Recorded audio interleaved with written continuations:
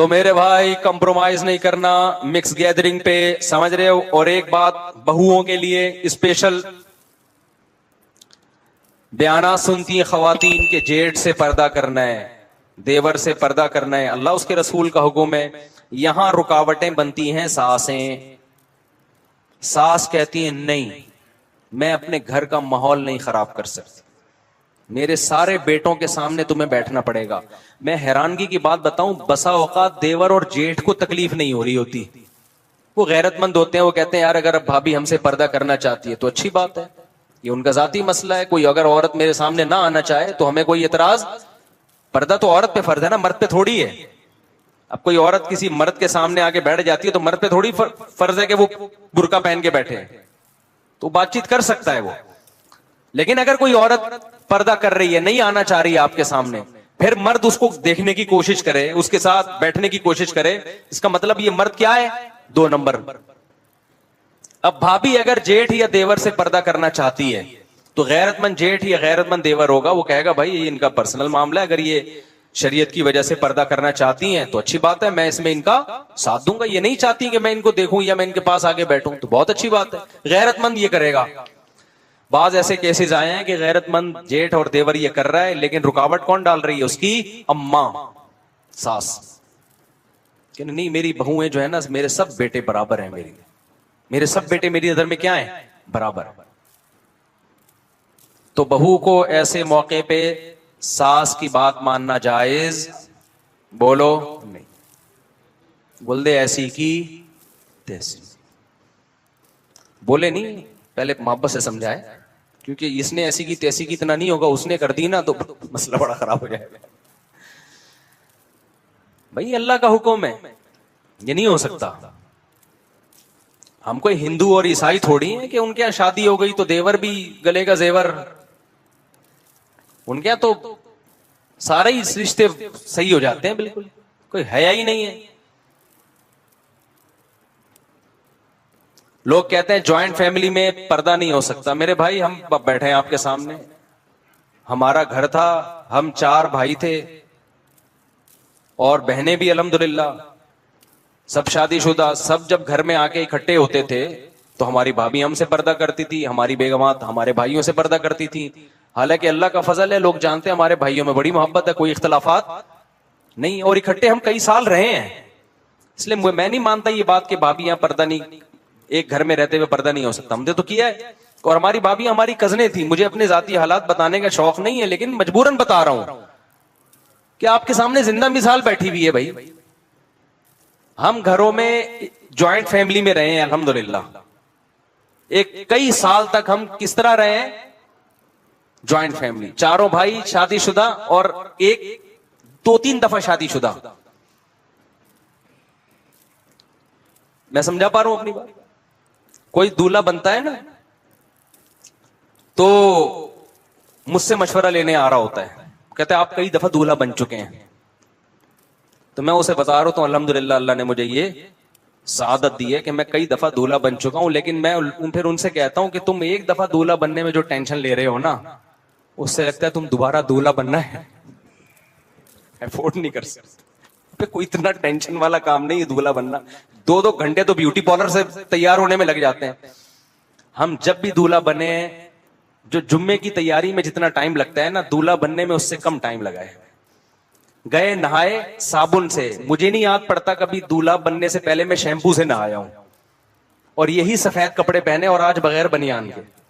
घर वालों ने कहा बनियान पहन लें, ये वीडियो में अंदर की स्किन नजर आती है। मैंने कहा गर्मी इतनी हो रही है कि मुझे वीडियो में अच्छा नजर आने से पहले ये जरूरी है कि तमीज से 1 घंटा मैं बैठ तो जाऊं। तो हम यही है, हम दूल्हा जब भी बने गए साबुन से नहाए, शैम्पू भी नहीं, क्योंकि शैम्पू लगेगा तो टाइम ज्यादा लगेगा, शादी लेट हो जाएगी, वो ज्यादा, उसके ज्यादा साइड इफेक्ट हैं, लेट नहीं होने देना हमने। कोई नए कपड़े भी नहीं खरीदे कभी शादी के लिए, जो कपड़े घर में रखे हुए सफेद कपड़े, घर वालों से कह भी नहीं सकते कि मेरी शादी हो रही है मेरे कपड़े इस्त्री कर दो, वो तो पिटेंगे ना क्या ख्याल है, तो पिटेंगे भाई, तेरी शादी हो रही है, हम कपड़े इस्त्री करके दें। तो वो भी खुद ही किए सब कुछ, और जाके नहा धो के बस साबुन से नहाए और जैसे जुम्मे में आके बैठे ऐसी शादी में चले गए। वक्त बहुत ज्यादा हो गया। बाद में ये कर रहा था कि हमारे घर में अल्लाह का शुक्र है हमने ज्वाइंट फैमिली में टाइम गुजारा है, तो एक घर में रहते हुए बड़े आराम से पर्दा हो सकता है, समझ रहे? घरों में खवातीन को समझाएं जाके, जो खवातीन बयान सुन रही हैं, देखो अल्लाह उसके रसूल सल्लल्लाहु अलैहि वसल्लम का हुक्म है, इसको हल्का ना समझें। औरत को अल्लाह ने जेठ से भी पर्दे का हुक्म दिया, देवर से भी पर्दे का हुक्म दिया। शौहर के चचा, शौहर का फुप्पा, शौहर का खालू, ये सारे नामहरम हैं औरत के लिए। गैर मुस्लिमों के घरों का माहौल कुछ और होता है, उनके यहाँ ये सब पर्दे वर्दे की वंस अपॉन अ टाइम ये बातें हुआ करती थी। इस्लाम में अहकाम है। तो हम जॉइंट फैमिली में हमने टाइम गुजारा है, जिंदगी हमारी गुजरी है, सब इकट्ठे रहते थे। हालांकि जो मेरे बड़े भाई हैं हमारे बाप की जगह है अल्हम्दुलिल्लाह, लेकिन मेरे घर वाले कभी उनके सामने नहीं आए। मुझसे 12 साल बड़े हैं उम्र में, मेरे घर वाले नहीं आते, ना हमारी भाभी हमारे सामने आती हैं, हालांकि हमारे रिश्तेदार भी हैं। तो एक ही घर में हमने टाइम गुजार लिया, इकट्ठे दस्तरखान पे खाना खाया करते थे। ईद बकरीद पे तो बाद में भी मिलते थे, जब अलग अलग हो गए तो भी जमा होते थे। तो ये जो लोग कहते हैं ना कि एक घर में रहते हुए पर्दा नहीं हो सकता, ये बिल्कुल 100% गलत बात है। बहुत अच्छी जिंदगी गुजरती है, बड़ी तमीज की जिंदगी गुजरती है।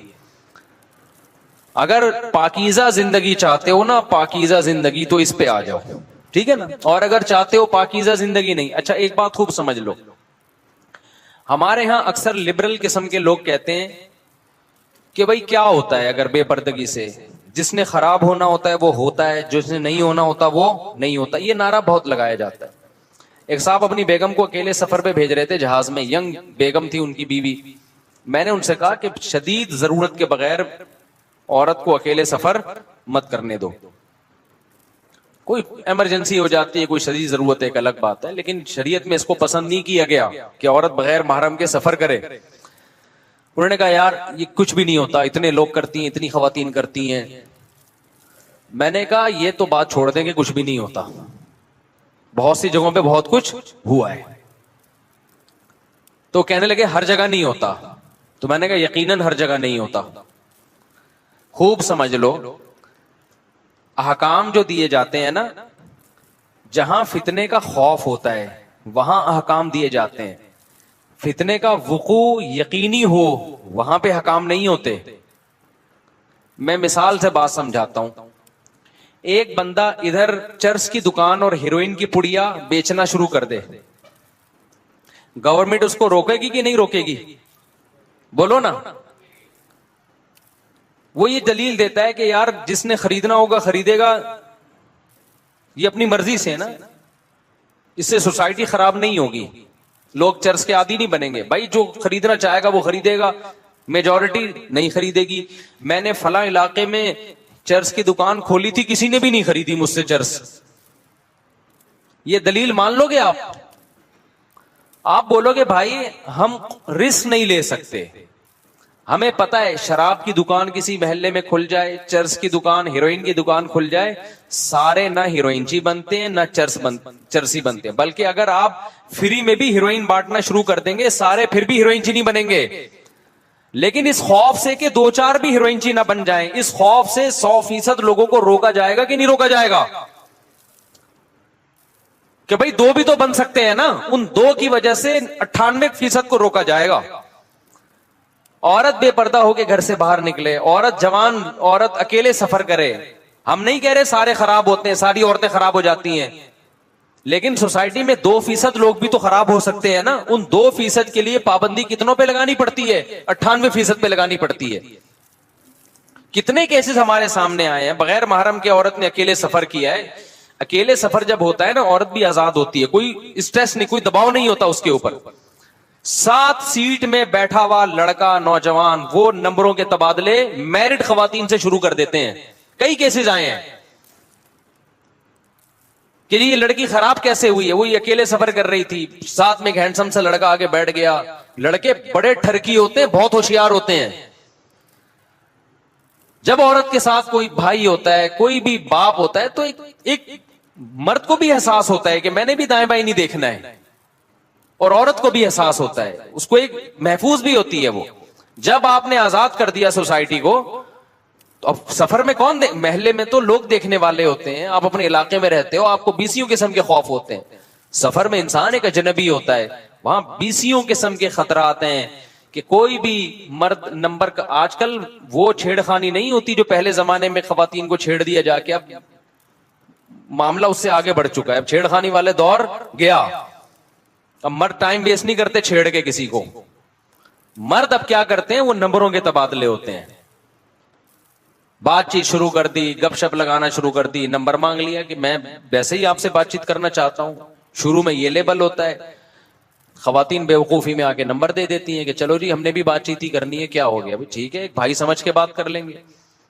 जो भी बड़े बड़े दुनिया में जराइम होते हैं, खूब समझ लो, पहली मर्तबा नहीं होते, पहले छोटा जुर्म होता है, फिर उससे आगे, फिर उससे आगे, फिर उससे आगे, और होते होते वहां तक मामला पहुंचता है जहां आप तसव्वुर नहीं कर सकते। इधर एक वाकया हुआ था, मुझे खुद यहाँ करीब में इमाम साहब हैं, उन्होंने बताया कि उनके पास एक केस आया। अच्छी भली जिंदगी गुजर रही थी मियां बीवी की, बहुत मोहब्बत, उनके बच्चे भी। बेगम साहिबा के पास मोबाइल से कोई अननोन नंबर कॉलें आना शुरू हो गई, वो रिप्लाई नहीं करती थी।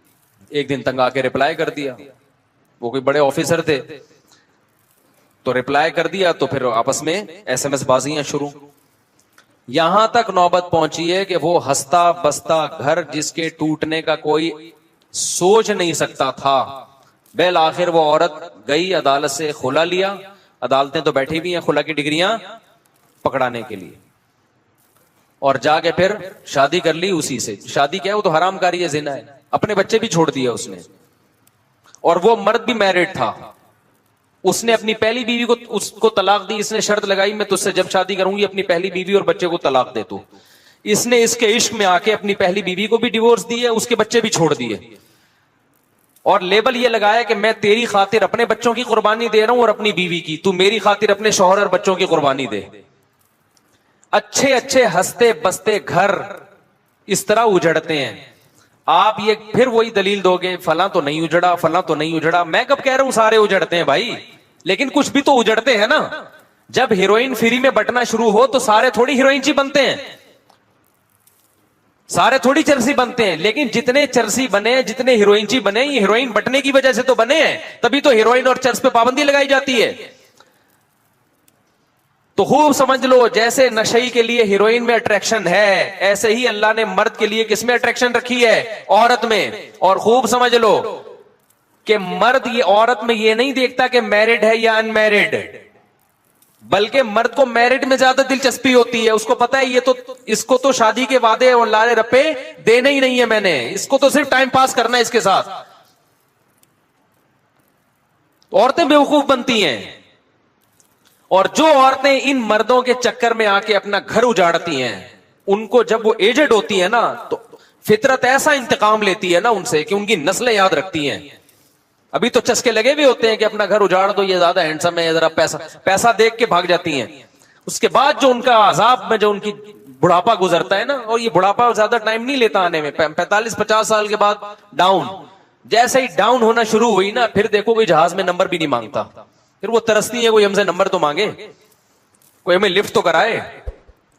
हमने जिंदगियां मेरे भाई, हमने जितनी हमारी एज है ना, थोड़ा तजर्बा शायद उससे ज्यादा ही है। हालात देख रहे हैं भाई, मामलात देख रहे हैं, तो ब्रॉड माइंडेड बनने की इस जमाने में बिल्कुल भी जरूरत बोलो नहीं है। ये बेवकूफियां छोड़ दो। मर्द आदमी पहले, नर पहले है, वो आदमी बाद में है। औरत मादा पहले, औरत बाद में। और ये छोड़ दो कि ये दीनदार है, मेरी बेगम पर्देदार है। अल्लाह उसके रसूल ने आपको हुक्म दिया एहतियात का, क्योंकि जब ये ठरक सवार होती है ना खोपड़ी के ऊपर इश्क मुआशके की, इसमें पर्दा, नमाज, रोजा रुकावट नहीं बनता। देखो, जब किसी को भूख लगती है तो क्या उसके लिए बेनमाजी होना जरूरी है? भूख लगने के लिए रोटी की चाहत कब पैदा होती है? दो वजह से इंसान के दिल में खुराक की तरफ अट्रैक्शन होती है, दो वजह से। या तो भूख बहुत लग रही हो, फिर तो सूखी रोटी भी अच्छी लगेगी, या ये कि खाना बड़ा मरगूब हो, फिर पेट भरा हुआ भी हो तो दिल चाहता है खाने का। मर्द जो कमारे छड़े छाट है ना, या मैरिड भी हैं लेकिन घर में सेटिस्फाई नहीं है, वो उनकी भूख होती है बड़ी हुई। वो चाहे नमाजी हो, चाहे वो रोजेदार हो, चाहे वो हाजी हो, चाहे वो आलिम हो, चाहे वो मुफ्ती हो, चाहे वो बुजुर्ग हो, चाहे तबलीग में 4 महीने लगे हुए हो, चाहे वो पढ़ा लिखा डॉक्टर हो, चाहे वो इंजीनियर हो, चाहे वो साइंटिस्ट हो, चाहे वो ताजिर हो, चाहे वो टमाटर वाला हो, चाहे वो गरीब हो, चाहे वो अमीर हो। ये जैसे पेट अल्लाह ने हर आदमी के साथ लगाया हुआ है, तो शहवतें भी हर आदमी के साथ लगी हुई हैं। वो जब भी कोई खूबसूरत औरत देखेगा तो उसका दिल उसकी तरफ माइल होगा। अब अगर उसका पेट भरा हुआ है तो आराम से बैठा रहेगा, और अगर पेट भरा हुआ नहीं है या ठरकी है, बासों के पेट भरे हुए तो होते हैं लेकिन होते ठरकी हैं, उनका पेट क़यामत तक भर ही नहीं सकता। तो वो चाहेगा कि मैं इससे कोई दोस्ती लगाने की कोशिश करूं। सामने से जरा सा भी पॉजिटिव उसको रिप्लाई मिल गया ना, मर्दों की इज्जत नहीं जाती, खूब समझ लो। मर्द ट्राई करने में कोई और महसूस नहीं करते जो ठरकी लोग होते हैं। ठरकी आदमी कहेगा ट्राई करने में क्या जा रहा है ना, आंटी की तरफ से अगर थोड़ा सा रिप्लाई आ गया ठीक है, नहीं आ गया तो थोड़ा सा गुस्से हो जाएगी ना, थप्पड़ थोड़ी लगाएगी। आजकल तो थप्पड़ भी नहीं, पहले जमाने में खवातीन को छेड़ो तो थप्पड़ लगाती थी, अब वो भी खत्म हो गया, तो गैरत ही खत्म ना। पहले तो ये होता था ना, जरा सा किसी खातून को छेड़ दिया तो खींच के थप्पड़ लगाती थी, शर्म नहीं आती। अब नहीं है वो, अब इसको गलत समझा जाता है, आपने थप्पड़ क्यों लगाया? वो अगर आपको नंबर मांग रहा था आप मना कर देती ना, थप्पड़ तो बनता ही नहीं है इस पे। अब तो लोग गैरत वैरत तो मार्केट से क्या हो रही है, शॉर्ट हो रही है। तो मर्द कहता है ट्राई करने में क्या जा रहा है, मांग लो नंबर यार।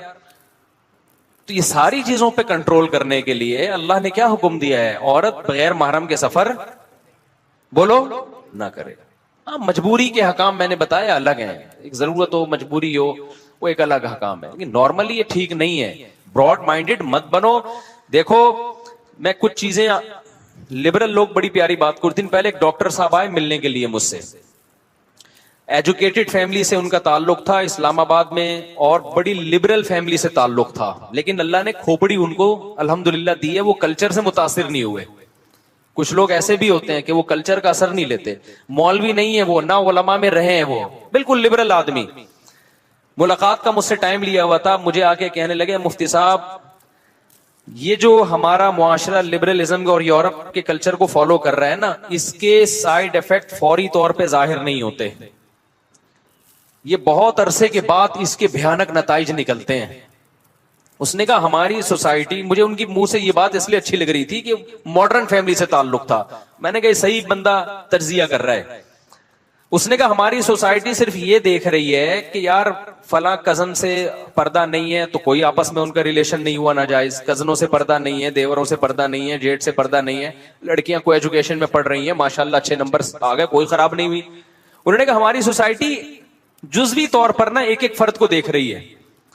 उसने कहा ये आहिस्ता आहिस्ता आहिस्ता आहिस्ता जो मुआशरा जिस बर्बादी की तरफ जा रहा है ना, भाई वीडियो नहीं बनाए ना, लिखा हुआ है, जिस बर्बादी की तरफ जा रहा है ये कुछ वक्त के बाद जाके पता चलता है, और वो बर्बादी अब हम अपनी आंखों से हमने देखना शुरू कर दी है। मैं आपको कसम उठा के कह सकता हूं, मेरे पास पहले केस आते थे कि मेरी बेगम का झगड़ा होता है मेरी मां के साथ, सास बहू की नहीं बनती, मेरा झगड़ा है मेरे भाई के साथ, मेरा झगड़ा है मेरी सास के साथ, मेरी बेगम नाशुक्री है, औरत कहती थी मेरा शौहर क्या है, वो सख्त मिजाज है, वो घर में तमीज से बात नहीं करता, ये झगड़े होते थे।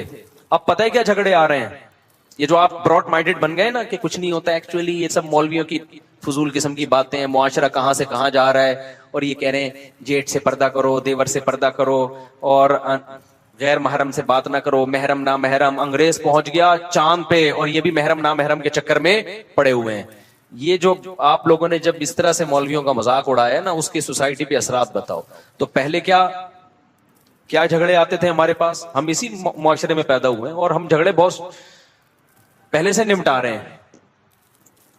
तो उस वक्त ये केस आते थे, बेगम तमीज से बात नहीं करती, शौहर तमीज से बात नहीं करता, मेरी बेगम मेरी अम्मा की खिदमत नहीं करती, औरत को ये शिकायत, ये मेरे भाइयों का एहतराम नहीं करता।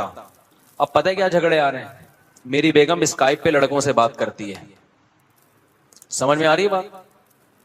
मैं समझाता हूं, समझ में नहीं आ रहा उसको।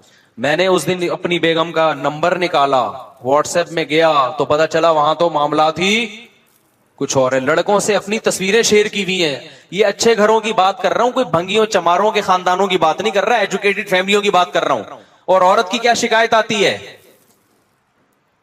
पहले शिकायतें होती मेरे मियां तमीज से बात नहीं करते, अब शिकायतें क्या आ रही हैं कि शौहर के मोबाइल में घुसी तो पता चला कि 20-20 लड़कियों से इसके हराम ताल्लुकात हैं। बेगैरत आदमी करता ही है ये घर से बाहर जाके।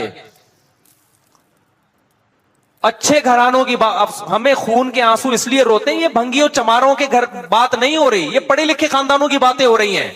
यार आप बताओ हमारा ज़र्फ है या नहीं? हम तो बाज़ अब सोचते हो यार मुझे ब्रेन हेमरेज ना हो जाए, कहीं दिमाग की रग ना फट जाए हमारी ये वाकयात सुन सुन के। किस तरफ जा रहे हो भाई तुम?